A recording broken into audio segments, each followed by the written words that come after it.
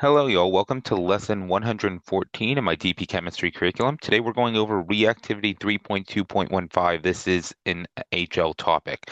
So we're going to discuss that during electrolysis of aqueous solutions, competing reactions can occur at the anode and cathode, and we're going to be talking about oxidation and reduction of water as well. So from standard electrode potentials, we're going to determine the products of electrolysis from aqueous solutions. So jumping right in, one of the things we have to remember is that electrolysis is non-spontaneous. Now, with that, what we know is we need a constant source of energy. Constant source of energy. Usually that's a power supply or a battery. And another thing about electrolysis is this is done with molten solutions. We have looked at those before, but we can also do it with aqueous solutions. And so we're going to be looking at aqueous solutions today. So the first one we're going to look at is just the electrolysis of water.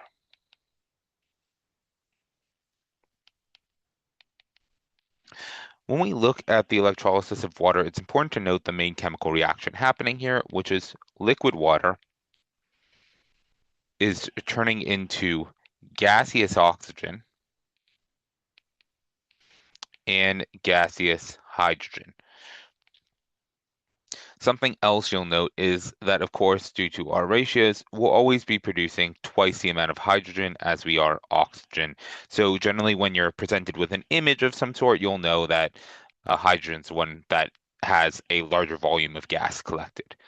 Now, it's helpful to break this up into our reduction, which is going to happen at the anode, and our oxidation reaction at the cathode. Remember, um, you can always remember red cat and ox. Whoops, which I've immediately messed up here. Oh, just a moment. Sorry about that. I have fixed my words. Even when we say it, we have to double check our work quite often. So at the cathode, we are going to have our reduction. So that's going to be H2O, liquid. And in this point, we are adding an electron as we are reducing it. And here we're looking at the hydrogen gas, 1/2 H2 gas plus, and our remaining hydroxide, which is what we're going to end up making as a byproduct to the reduction. So we have half a hydrogen molecule, which is one of the hydrogens, and the other half turning into hydroxide. Now at the anode, of course, we're once again starting with liquid water.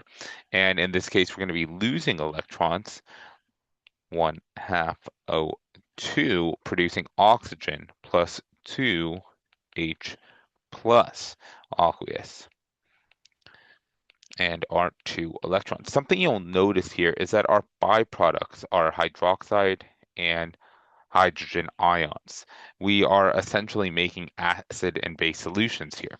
Now, as we do that, something we also have to note is that water itself is non-conductive. So when we're doing electrolysis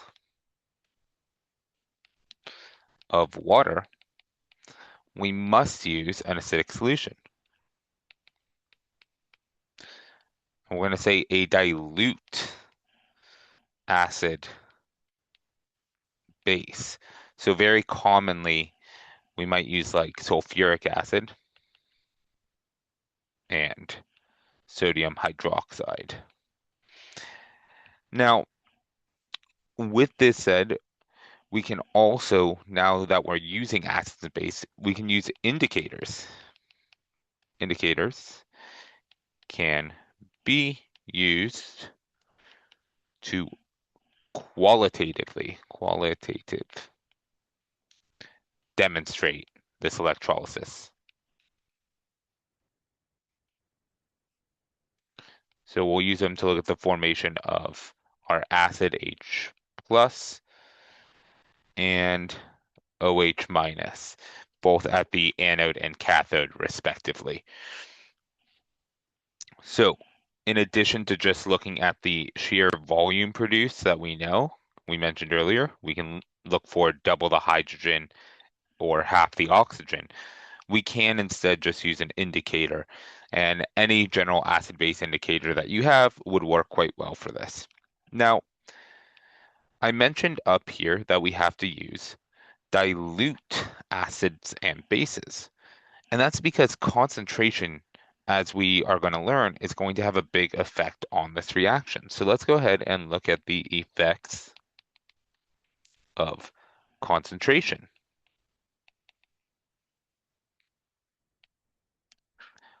So one of the most common things that students will often do in a chemistry lab, I've done this before, definitely made this mistake, is you'll just use salt as an electrolyte. Table salt is common, it's everywhere. So let's look at the electrolysis of NaCl.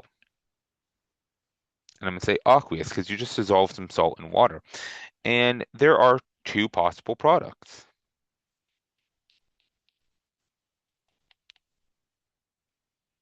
Now, I've done this before many times, getting the product I want.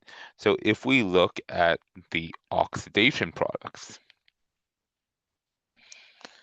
the first one we can do is we take our water, we oxidize it, and perfect, we get our oxygen gas plus 2H plus aqueous plus 2 electrons. Amazing. That is the product that generally I want to get. But then sometimes you're like, this reaction's going slow. What if I throw in more electrolyte? What if I throw in more salt?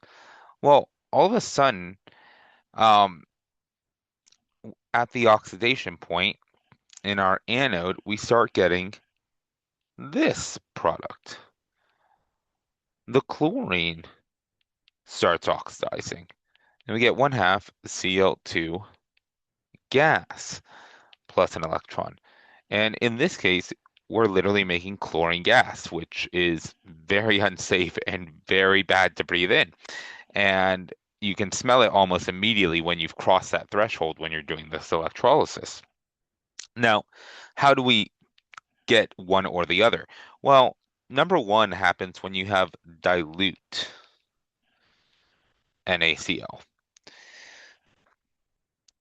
Now, the problem is if you start adding more NaCl, then two happens when you have a high concentration or concentrated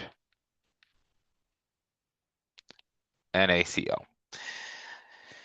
So this anode reaction is fully based off the concentration. Anode reaction changes due to concentration. So you have to be careful when you are doing these reactions. Now, that's not the only thing that can happen. We also, turns out, have two different reduction reactions. So let's go ahead and look at the reduction reactions.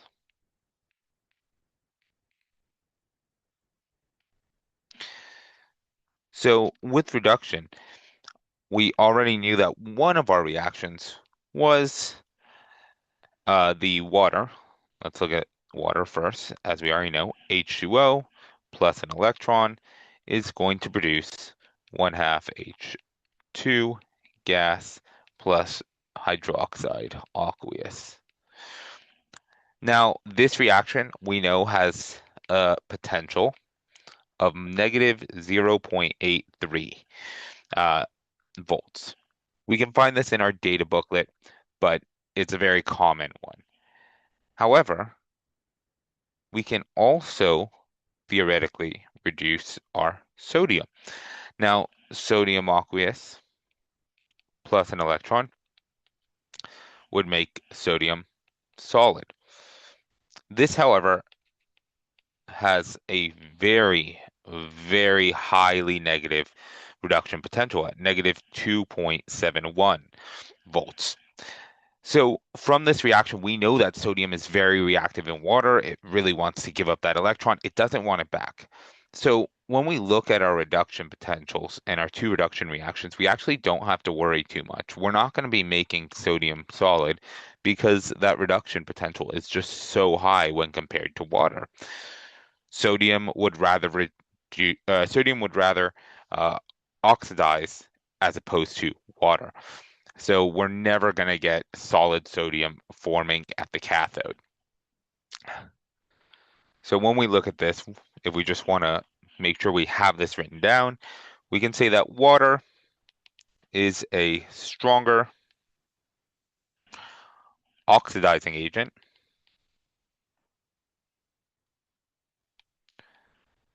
than sodium and will therefore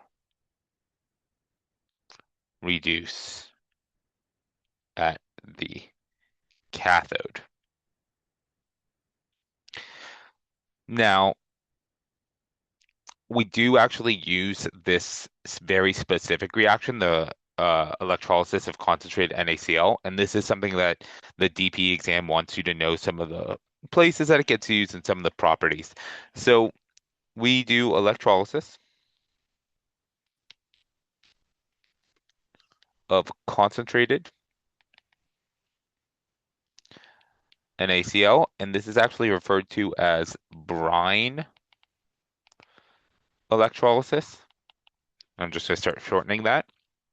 This is used in a lot of chemical industries, industrial use. You can see some of the main products that are very important to us. For one, we get hydrogen gas. Hydrogen gas is really important.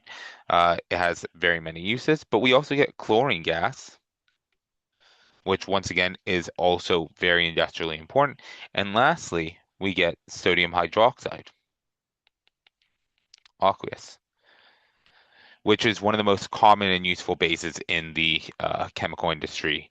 So we like to use all of these. This is a very important process that we have. All right.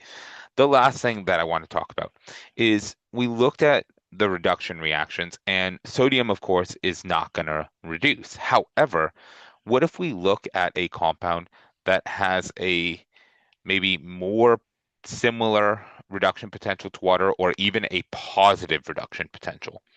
So we can actually get some metal ions produced. So when we take metal with less positive, or sorry, more positive reduction potentials,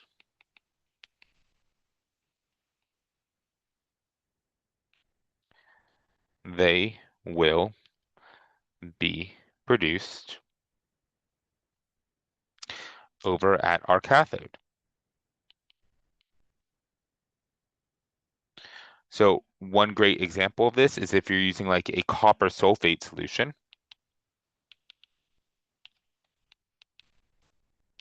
and you have copper 2 plus aqueous plus 2 electrons, we can get copper solid. And this has a reduction potential that's actually positive of 0.34. And so copper can very easily be produced. Now, the last and final part of this, and we discussed this when we discussed electrolysis before, is that the electrodes used. Electrodes, they must be inert and good conductors, as usual. So our main two electrodes that we're going to use are going to be platinum and graphite. It's always a question on the TP exam somewhere, so just keep these in mind. With that said, that's everything you need to know about electrolysis of water and other aqueous solutions. I hope this helps and have a great day.